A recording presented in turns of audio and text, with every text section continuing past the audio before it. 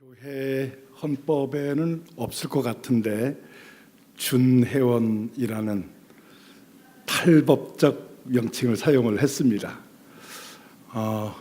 그러나 마음은 같이 한다는 그런 의미가 있지 않을까 싶기도 합니다. 제 기억으로는 35년 정도 됐다고 보는데 이 35년이라는 긴 기간 동안 이런저런 관계로 지금까지 오게 하신 그 하나님의 은혜가 다시 한번 새롭게 떠오르기도 합니다.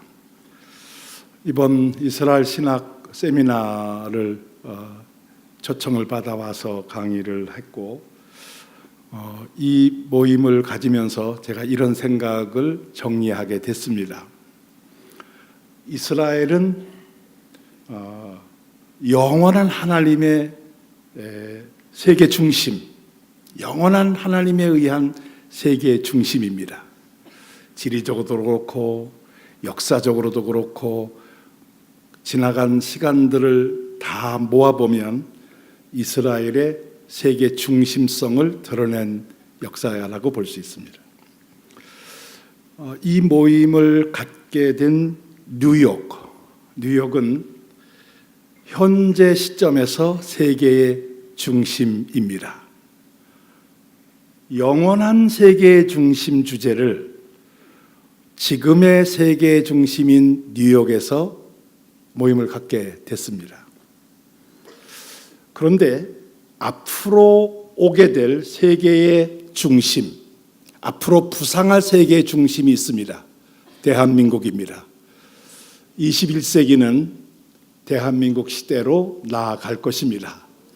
그런 점에서 영원한 세계 중심 이스라엘을 현재의 세계 중심 뉴욕에서 그리고 앞으로 부상할 세계 중심 대한민국을 제가 대표해서 참석하게 됐다.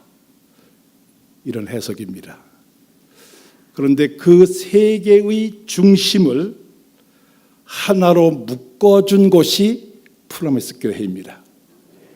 세계 중심 중에 중심이 됐다 하는 것입니다. 앞으로 프로미스 교회가 하나님께서 맡겨진 사명 잘 감당하시게 되면 세계의 중심성을 잘 지켜나가시면 세계 중심에 합당한 하나님의 은혜와 복을 받을 줄로 믿습니다. 오늘 함께 나눌 본문의 말씀은 요셉에 관한 말씀입니다.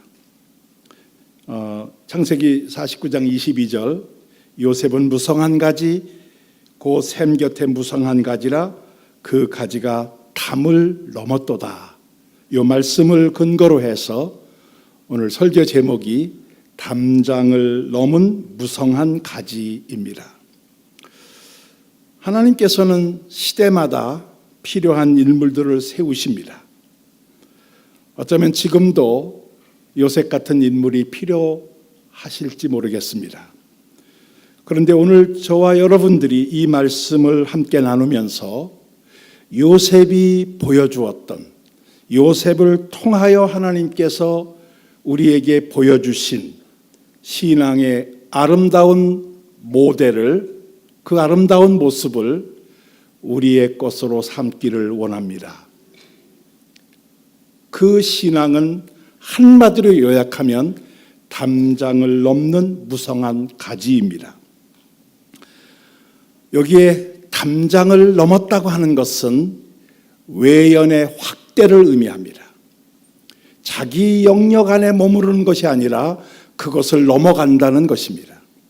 그런데 그 무성한 가지가, 그 담장을 넘는 가지가 무성한 가지라고 하는 말은 내실이 있는 삶을 의미합니다. 그냥 말로만 실력 있는 것이 아니라 실제로 구체적으로 내놓을 만한 결과가 있는 삶, 그것이 나를 넘어서서 다른 사람들에게로 거룩한 영향력으로 뻗어나간다 하는 것을 이 제목 속에 담겨져 있습니다. 여러분 모두가 무성한 가지가 되시기를 바랍니다. 그러나 거기에 머무르지 마시고 담장을 넘는 영향력으로 나아가시기를 바랍니다. 저는 이 요셉의 이 삶, 요셉의 이러한 신앙과 삶은 아브라함에게 주신 약속의 성취라고 생각이 됩니다. 창세기 12장 2절에 보면 하나님이 아브라함을 부르시면서 내가 너로 큰 민족을 만들겠다.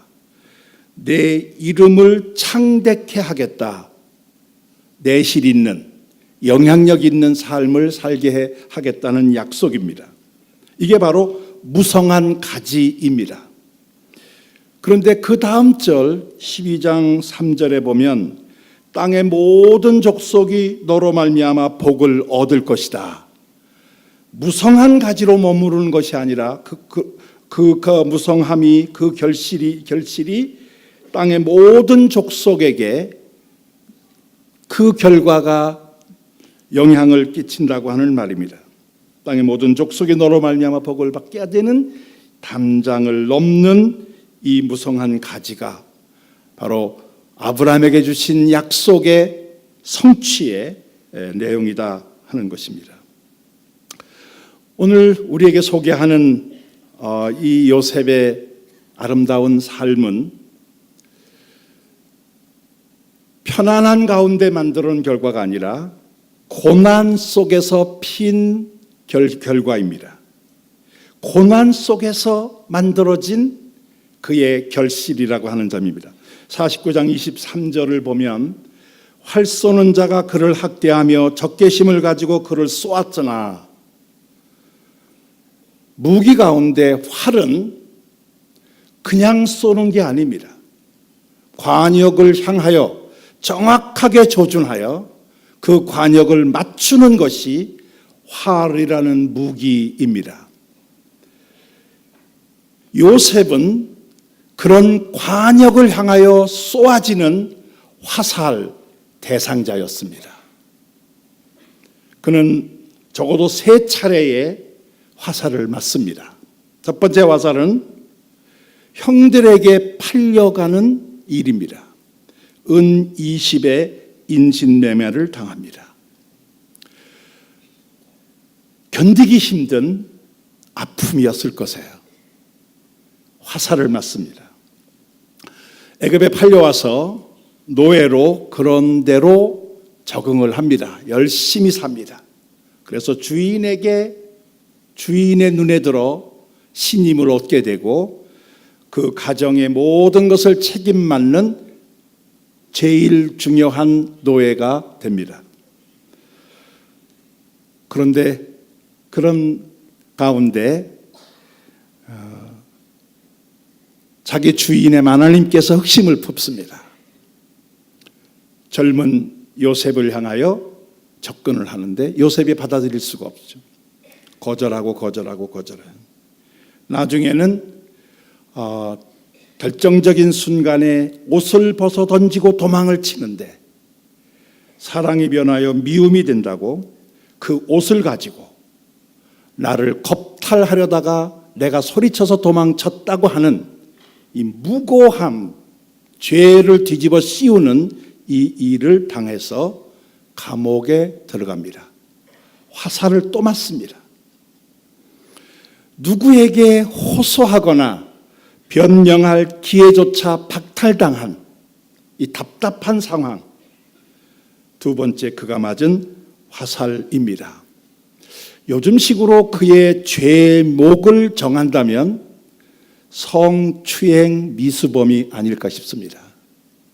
자기가 오히려 당한 건데 거꾸로 그렇게 감옥 생활을 합니다. 세 번째 화살은 요셉 관련 본문을 잘 살펴보면 또 다른 화살이 있습니다.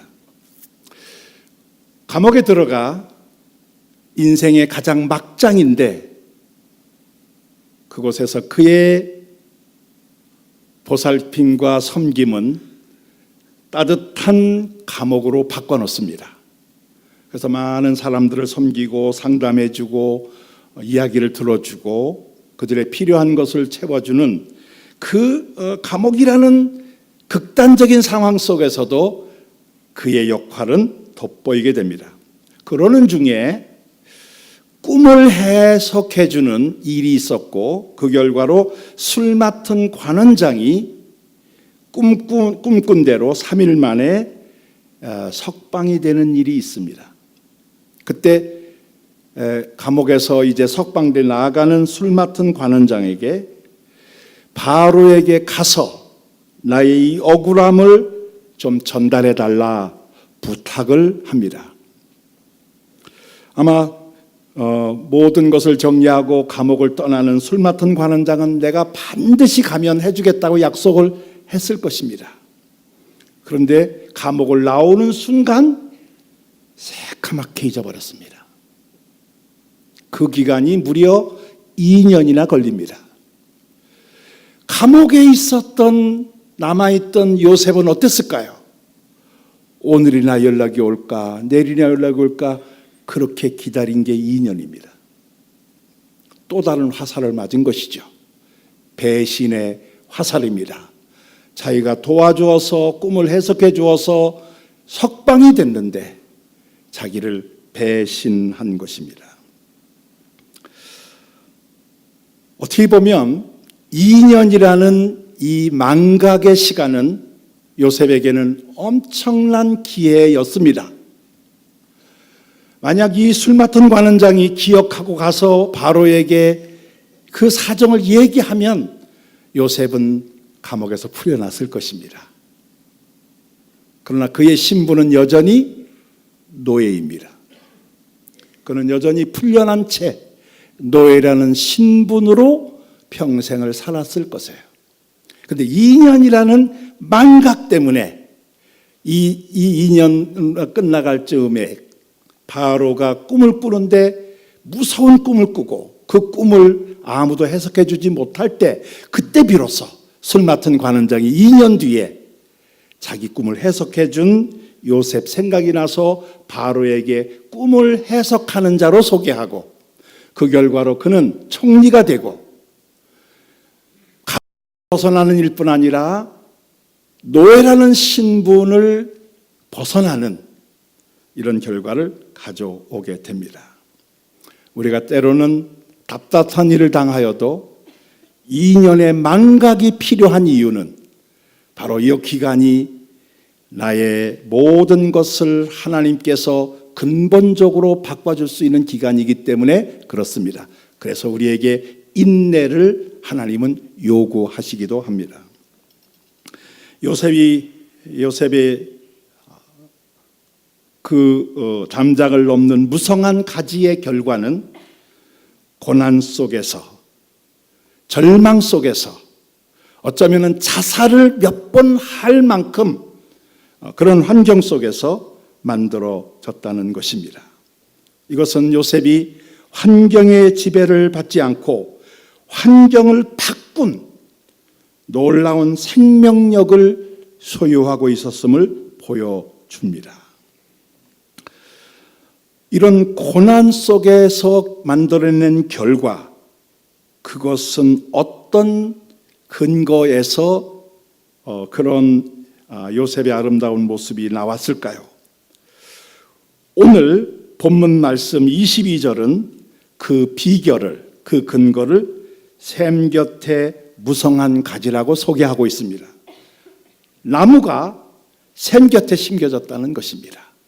그래서 그 뿌리가 샘에 근거를 두고 있기에 그 물을 충분히 공급받아 그런 결과가 생겼다는 것입니다. 여기에 샘이라고 하는 말을 히브리어로 아인이라고 하는데 지하수가 지표면으로 분출하는 그런 샘을 말합니다.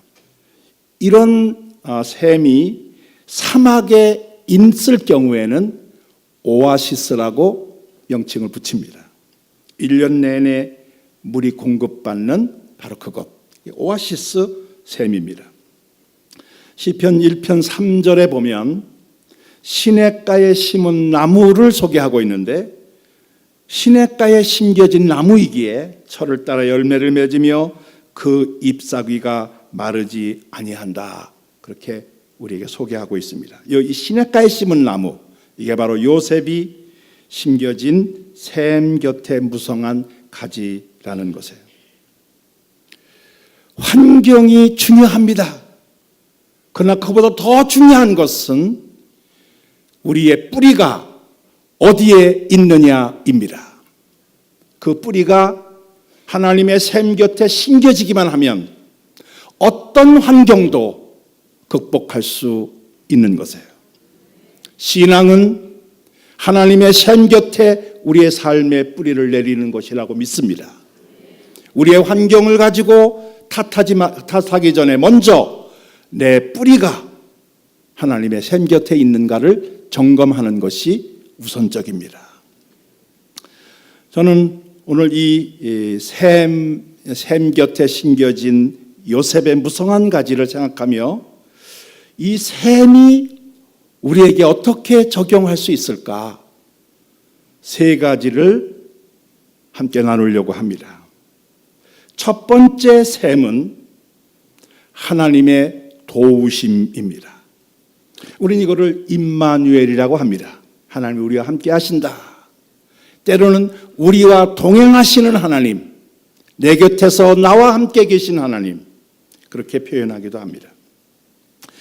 49장 24절 본문에 보면은 요셉이 화살을 맞았는데 관역의 대상이 됐는데 이렇게 요셉을 표현합니다. 요셉의 활은 도리어 굳세며 그의 팔은 힘이 있으니 이는 야곱의 전능자 이스라엘의 반석인 목자의 손을 힘입음이라. 분명히 화살의 공격을 받았는데 요셉의 활은 더 굳세다는 것입니다. 그거를 능가한다는 것이에요. 그런데 그것이 요셉에게 있는 것이 아니라 하나님으로부터 주어진 것이다. 야곱의 전능자 이스라엘의 반석이신 목자의 손에 의한 것이다. 하나님이 그를 지켜주셨다는 것입니다. 이것이 하나님의 도우심 임마누엘의 은혜입니다. 애굽으로 팔려가게 됩니다. 형들이 요셉을 보고 자기 찾아오는 요셉을 붙잡아서 죽이려고 합니다. 죽이기로 결정을 해요. 그런데 그 자리에 맏형이었던 루벤이 없었습니다. 루벤이 와서 보니까 요셉을 죽이려고 하는 거예요. 창세기 37장 21절에 보면 루벤이 맏형으로서 한마디를 합니다. 루벤이 듣고 요셉을 그들의 손에서 구원하려 하여 이르되 우리가 그의 생명은 해하지 말자. 다시 말하면 우리 손으로 죽이지 말자 하면서 제안한 게 웅덩이 속에 집어넣자는 것입니다. 그러니까 우리가 웅덩이 속에 집어넣는 거지 거기 들어가면 물이 없는 웅덩이이기에 며칠만 견딜 뿐이지 죽게 돼 있습니다. 그러니까 루벤의 제안은 매우 합리적인 제안이에요. 우리 손에 피를 묻히지 않아도 죽일 수 있다는 거죠. 그래서 그 웅덩이 속에 집어넣고 우리 손으로는 죽이지 말자. 이게 설득이 됩니다. 그래서 당장 죽임을 당할 요셉이 웅덩이로 들어가요. 하나님의 도우심입니다. 죽을 운명에서 목숨은 유지가 되는 거예요. 그 기간이 길지 않습니다. 많아봐야 5일, 일주일 정도예요. 그게 하나님의 도우심입니다. 우리는 하나님의 도우심이 무슨 로또 당첨돼야만 하나님의 은혜라고 생각하는 경향이 있어요. 그러나 정말 죽을 운명이 감옥에 웅덩이에 들어가 일주일 정도만 유지되는 것도 하나님의 은혜인 줄로 믿습니다. 그렇게 우리가 세심하게 하나님의 타취를 볼 수 있어야 된다는 거예요. 그러다 얼마 있다가 유다가 네 번째 형인데 유다가 자기 형제들에게 37장 26절입니다. 이렇게 말합니다. 우리가 우리의 동생을 죽이고 그의 피를 덮어둔들 무엇이 유익할까? 이제 한 발짝 더 나아가는 거예요. 우리가 그를 죽이도록 내버려 두는 것이 무슨 유익이 있느냐 하면서 지나가는 이스마엘 사람 대상들에게 팔자. 그러면 돈을 얻을 수 있다는 거예요. 한 발짝 더 나가서 이제는 팔자가 나왔어요. 그러니까 이 인신매매를 당한 것은 은혜 중에 은혜인 것입니다. 근데 인신매매를 당했다는 것만 생각하면 복창 터질 일이 됩니다. 그러나 이 과정을 놓고 보면 기가 막힌 하나님의 은혜인 것이에요. 애굽에 팔려온 후에 성경은 곳곳에서 여호와께서 요셉과 함께 하셨다. 그래서 그가 일하는 그 집의 모든 것이 형통하게 되었다. 심지어는 감옥에 들어가서 감옥 생활을 하는데 여호와께서 요셉과 함께 하시고 그에게 인자를 더하사 그 감옥이 하나님의 거룩한 장소가 된다고 하는 말도 있습니다. 창세기 39장 23절 이는 여호와께서 요셉과 함께 하심이라 여호와께서 그를 범사에 형통케 하셨더라. 감옥에서 이런 일입니다. 감옥에서 형통한들 그게 무슨 형통이겠습니까? 감옥 안에서의 일인데 그러나 하나님께서 그와 함께 하심으로 감옥 안에서 그 제한된 구역 안에서 형통한 자가 되었다 하는 것이에요. 저는 요셉의 무성한 가지로 성장시킨 이 셈은 세밀하게 하나님이 나를 도우시는 손길을 경험하는 거라고 믿습니다. 잘라서 보셔야 돼요. 요 상황 속에서 하나님이 나를 도우시는 그 도움의 손길을 느낄 수 있도록 영적 감각을 잘 관리하셔야 한다는 것입니다. 두 번째 셈이 있습니다. 그것은 하나님께서 그에게 주신 꿈입니다. 두 차례 꿈을 꾸는 것 잘 아실 겁니다. 형들의 곡식단이 자기에게 절을 합니다. 해와 달과 11별이 자기에게 절을 해요.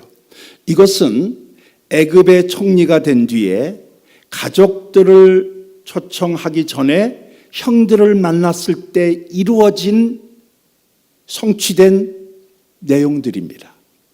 하나님께서 요셉에게 앞으로 애굽의 이스라엘 자기 가족들 70명을 초청해서 애굽에서 번성한 민족이 되게 하겠다는 그 하나님의 계획의 중요한 역할을 요셉이 담당한다는 꿈입니다.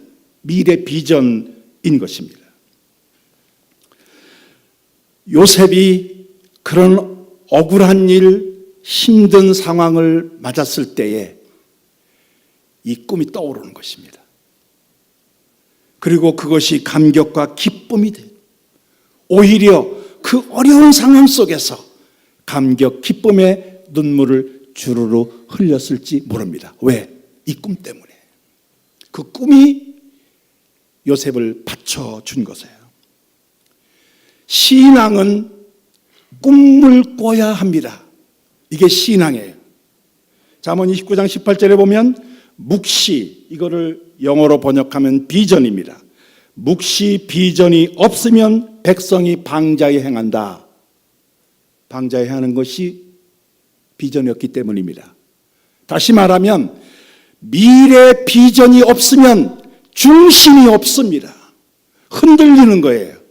마치 돛을 내려서 배가 든든하게 움직이지 말아야 되는데 조그만 바람에도 흔들리는 돛이 없는 배처럼 비전이 없으면 그렇게 된다는 것입니다. 성경은 성령 충만함의 증거는 꿈을 꾸며 이상을 보는 것이라고 우리에게 가르쳐주고 있습니다.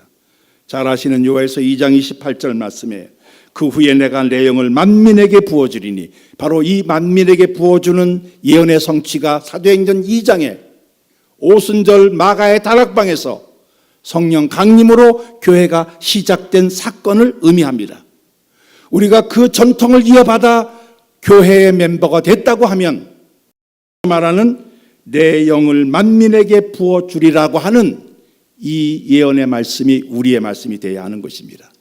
여기에 만민이라고 하는 것은 누구도 예외가 없다는 뜻입니다. 그런데 이 영이 부어졌을 때에 너의 자녀들은 장래일을 말할 것이며 너의 늙은이는 꿈을 꾸며 너의 젊은이는 이상을 볼 것이다.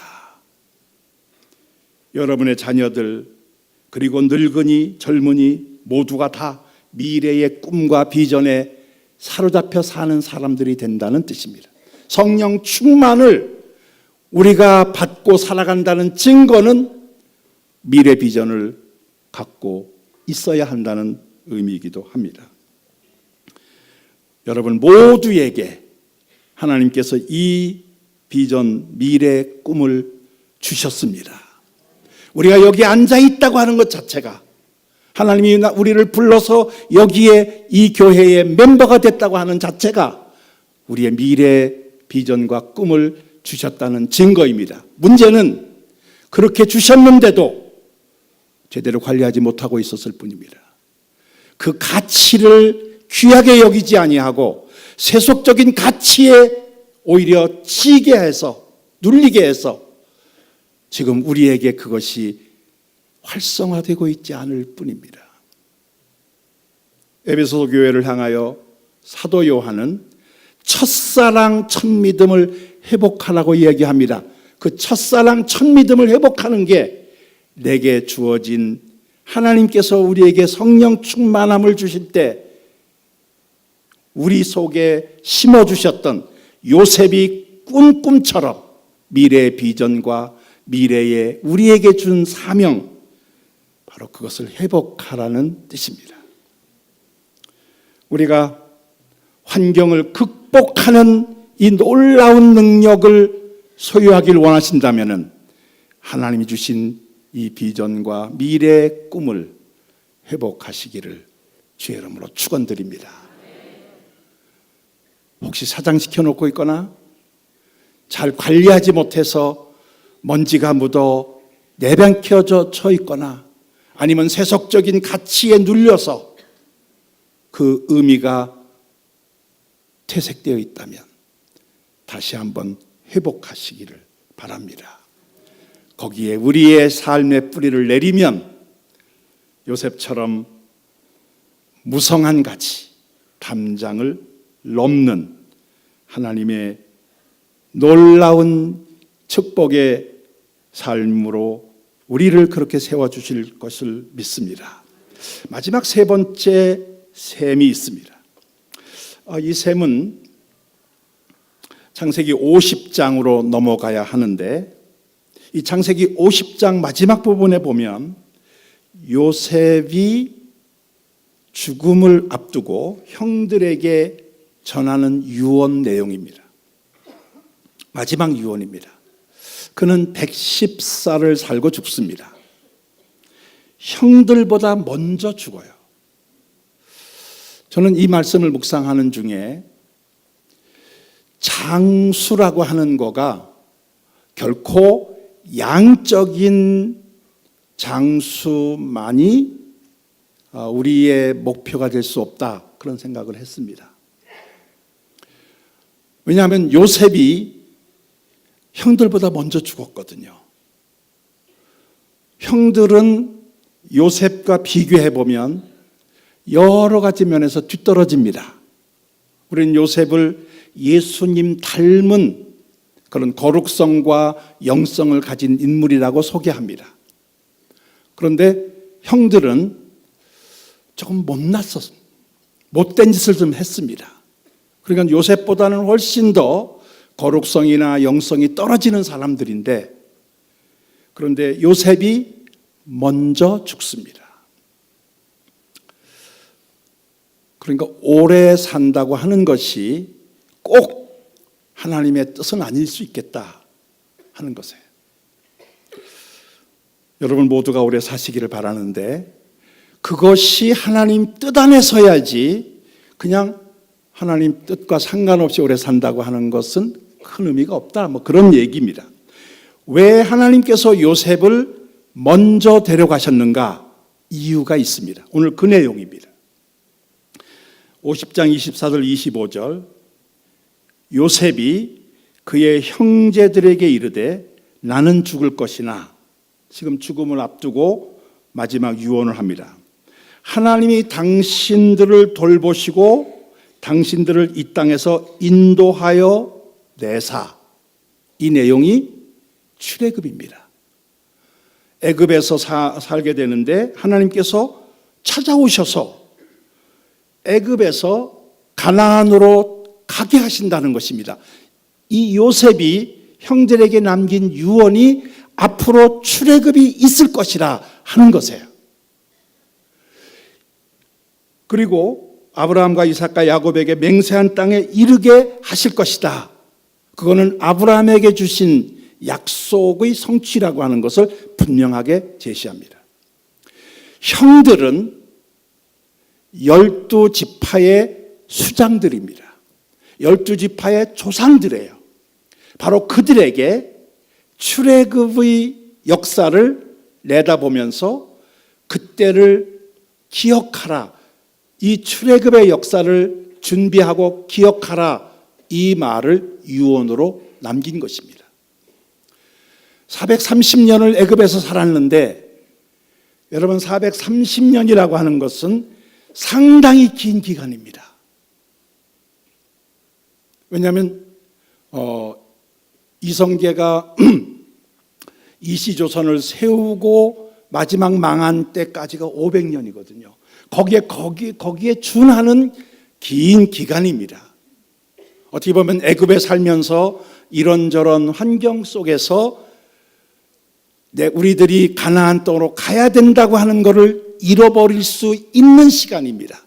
그런데도 불구하고 모세를 통하여 이 출애굽의 비전을 제시했을 때 이스라엘 민족 전체가 함께 따라온 것은 물론 애굽이 그들을 억압했다고 하는 그 고난이라는 것 때문에 더 가나안으로 가야 하겠다는 생각을 했겠지만 그것마저도 이 요셉의 이런 부탁이 없었다면 그것을 기억하는 것 자체도 가능하지 않았을 것입니다.